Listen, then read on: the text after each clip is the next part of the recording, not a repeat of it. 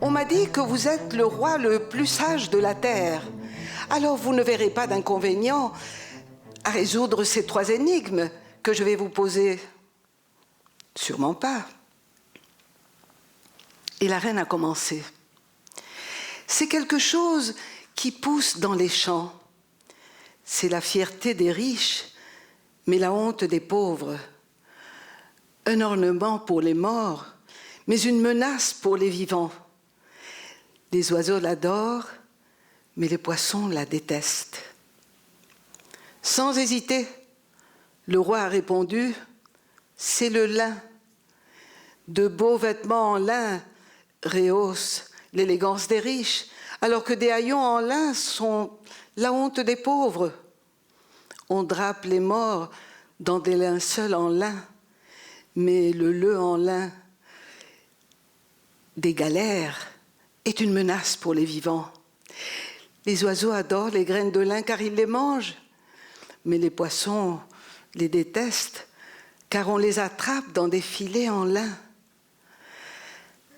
Un murmure d'admiration a parcouru la cour du roi.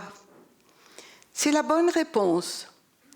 Et maintenant, quelle est l'eau qui ne vient ni du ciel, ni du torrent de la montagne?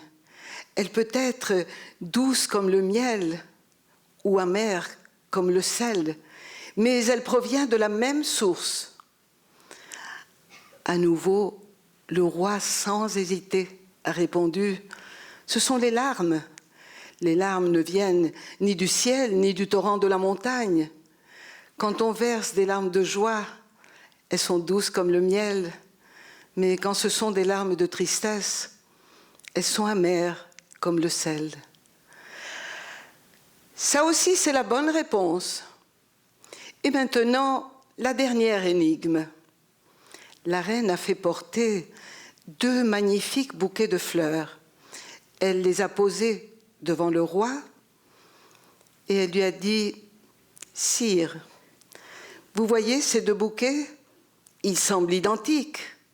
Pourtant, l'un d'eux est fait de vraies fleurs, alors que l'autre est fait de fleurs de soie confectionnées par mes artisans. Pouvez-vous me dire quel est le bouquet fait de vraies fleurs ?» Le roi Salomon s'est rendu compte que s'il échouait cette épreuve, sa réputation serait mise en jeu.